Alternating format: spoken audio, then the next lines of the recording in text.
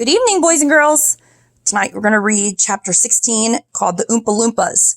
And tonight's question at the end is, how are the Oompa Loompas different in the book than the Oompa Loompas that are represented in the movie? And I went ahead and posed the question now because you will need to think about it while we read. Here we go. The Oompa Loompas. Oompa Loompas, everyone said at once. Oompa Loompas? Imported direct from Oompa Land, said Mr. Wonka proudly. There's no such a place, said Mrs. Salt. Excuse me, dear lady, but... Mr. Wonka, cried Mrs. Salt, I am a teacher of geography. Then you'll know all about it, said Mr. Wonka. And oh, what a terrible country it is. Nothing but thick jungles infested by the most dangerous beast in the entire world.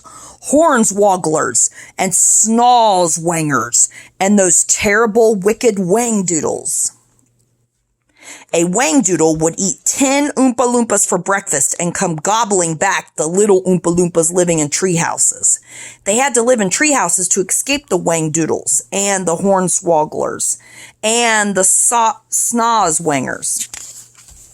And they were practically starved to death. They were living on green caterpillars, and the caterpillars tasted revolting.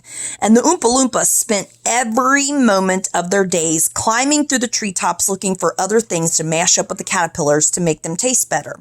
Red beetles, for instance, and eucalyptus leaves, and the bark from the bong bong tree, all of them beastly, but not quite so beastly as the caterpillars. Poor little Oompa Loompas. The one food that they longed for more than any other was the cocoa bean. But they couldn't get it. And Oompa Loompa was lucky if he found 3 or 4 cocoa beans a year. But, oh, how they craved them. They used to dream about cocoa beans all night and talk about them all day. You had only to... Looks a little blurry. You had only to mention the word cocoa to an Oompa Loompa, and he would start dribbling at the mouth. The cocoa bean, Mr. Wonka continued, which grows on the cocoa tree, happens to be the thing from which all chocolate is made. You can't make chocolate without the bean. The cocoa bean is chocolate. I myself use billions of them every week in the factory. And so, my dear children, as soon as I discovered that the Oompa Loompas were crazy for this particular food, I climbed up to the treehouse village, poked my head into the door of the treehouse belonging to the leader of the tribe. The poor little fellow looked thin and starved. He was sitting there trying to eat a bowl of mashed up green caterpillars without being sick. Look here, I said, speaking not in English, of course, but in Oompa Loompish. Look here. If you and all your people will come back to my country and live in my factory, you can have all the beans that you want. I've got mountains of them in my storehouses. You can have cocoa beans for every meal. You can gorge yourself silly on them. I'll even pay your wages in cocoa beans if you wish. You really mean it, said the Oompa Loompa leader, leaping up from his chair. Of course I mean it, I said. And you can have chocolate as well. Chocolate tastes even better than cocoa beans because it's got milk and sugar added. The little man gave a great whoop in joy and threw, and there's Wonka talking to him in the illustration. He threw a bowl of mashed caterpillars right out of the treehouse window. It's a deal, he said. Come on, let's go. So I shipped them all over here, every man, woman, and child in the Oompa Loompa tribe. It was easy. I smuggled them over in large packing cases with holes in them, and they all got here safely. They are wonderful workers. They all speak English now. They love dancing and music, and they're always making up songs. I expect you will hear a good deal of singing today from time to time. I must warn you, though, that they are rather mischievous. They like jokes. They still wear the same kind of clothes that they wore in the jungle. They insist upon that. The men, as you can see for yourselves across the river, wear only deer skins. The women wear leaves, and the children wear nothing at all. The women use fresh leaves every day. Daddy, shouted Vroga Salt, the girl who got everything she wanted. Daddy, I want to do Oompa Loompa. I want you to get me an Oompa Loompa. I want an Oompa Loompa right now.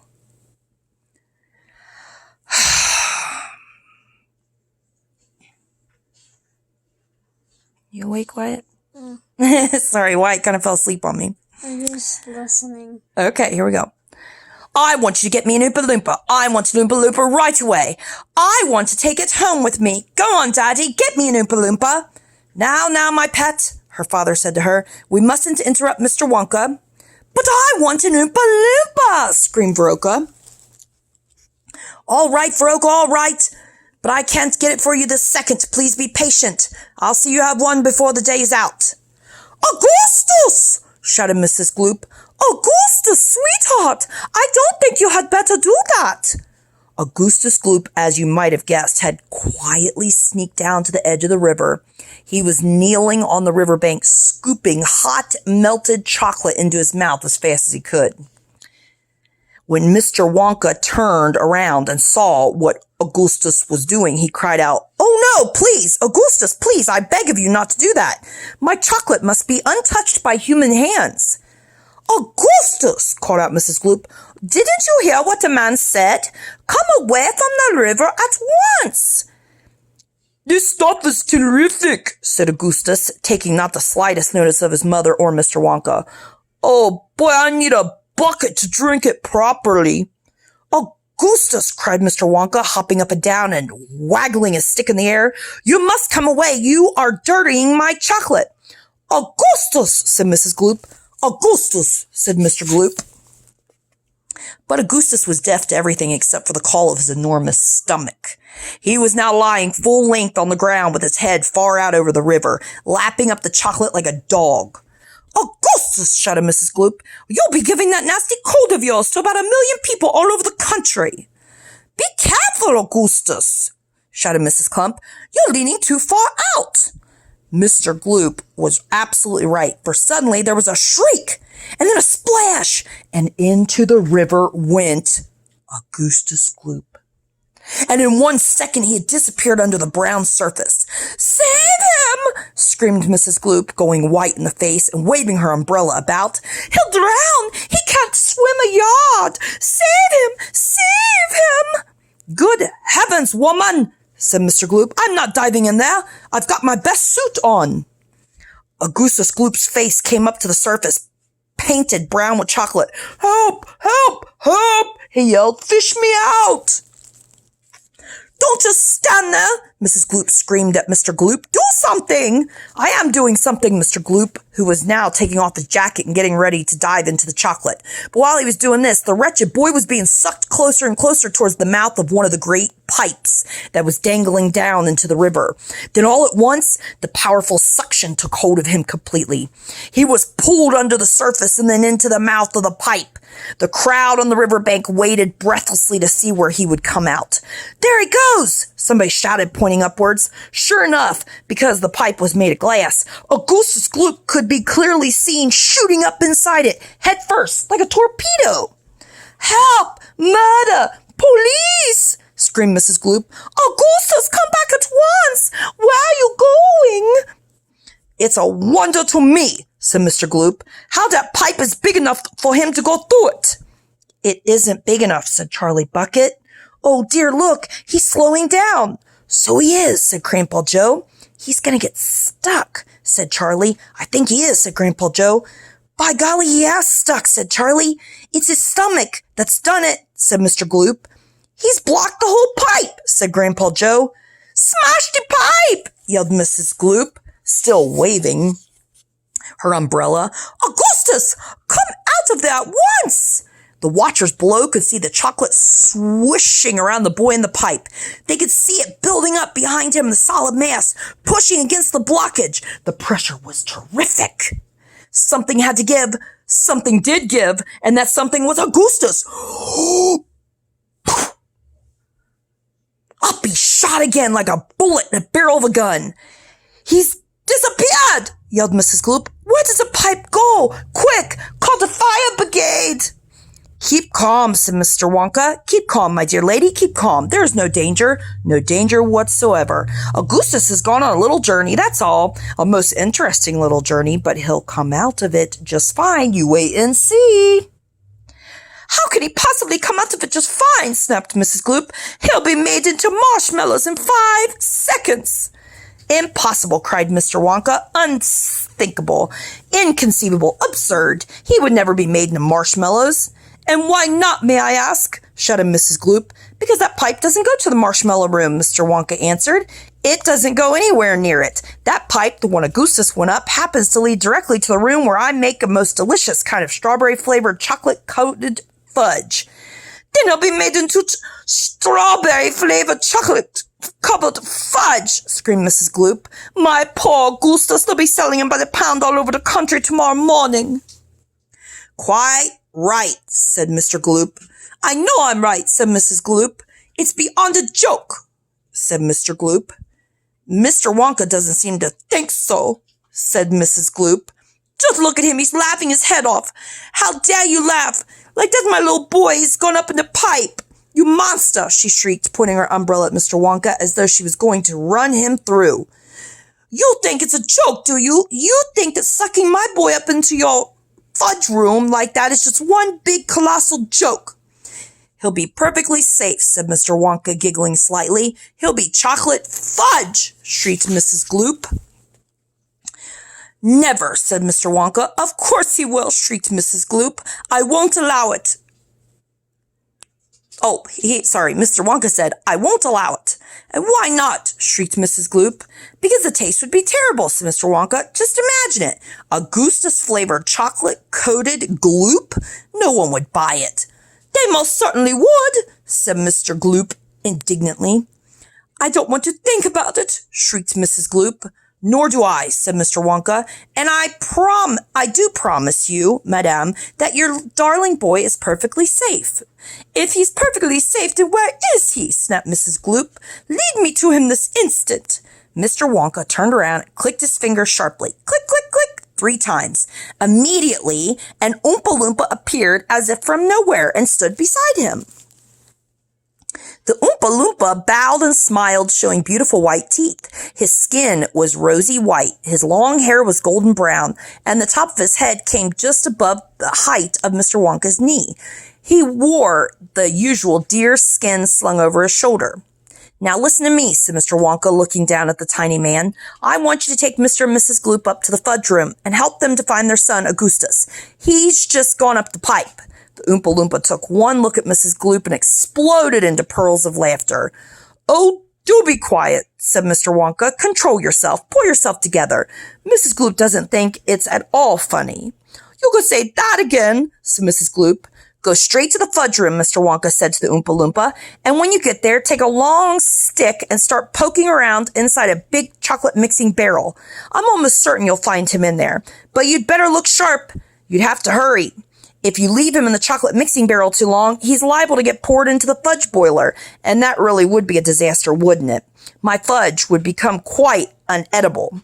Mrs. Gloop let out a shriek of fury. I'm joking, said Mr. Wonka, giggling madly behind his beard. I didn't mean it. Forgive me. I'm so sorry. Goodbye, Mrs. Gloop and Mr. Gloop. Goodbye. Goodbye. I'll see you later. As Mr. and Mrs. Gloop and their tiny escort hurried away, the 5 Oompa Loompas on the far side of the river suddenly began hopping and dancing about and beating wildly upon a number of very small drums. Augustus Gloop, they chanted. Augustus Gloop, Augustus Gloop, Augustus Gloop. Grandpa, cried Charlie. Listen to them, Grandpa. What are they doing? Shh, whispered Grandpa Joe.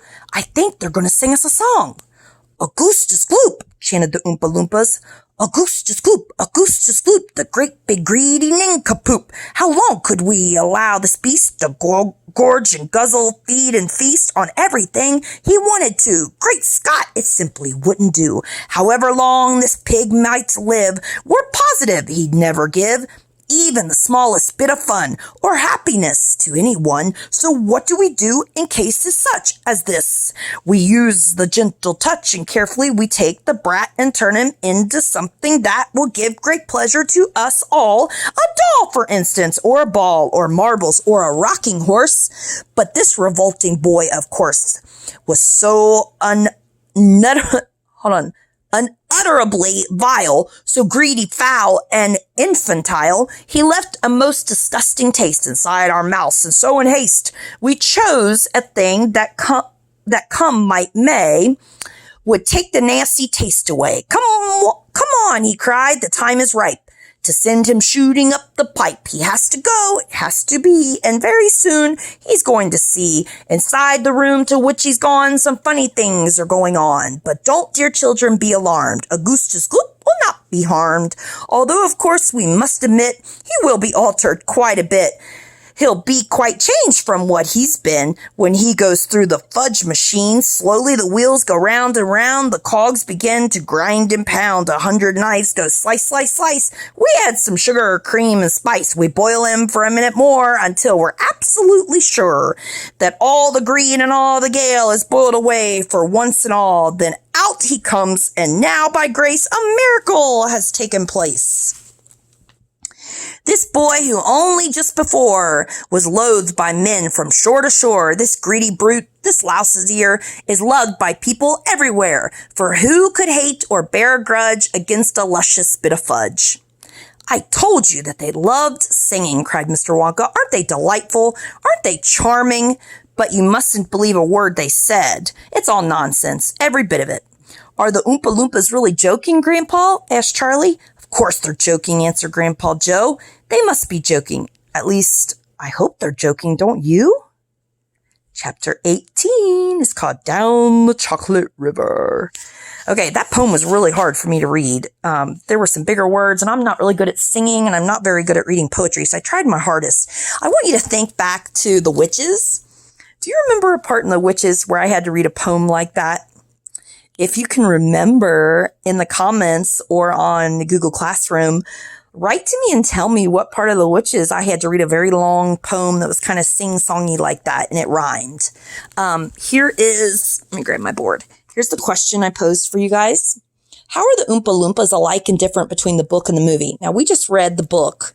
On this link, it says when to stop the movie. So after you watch the movie, and now that you've heard the book, if you could write or do a Venn diagram drawing of the similarities and the differences, it's called Compare and Contrast between the Oompa Loompas from the book and the Oompa Loompas in the movie. And think about their outfits, the color of their skin, where they come from, how he got them there. All those type of things can go into the Venn diagram. Miss you guys, and I look forward to reading you another chapter tomorrow night. Bye, everybody.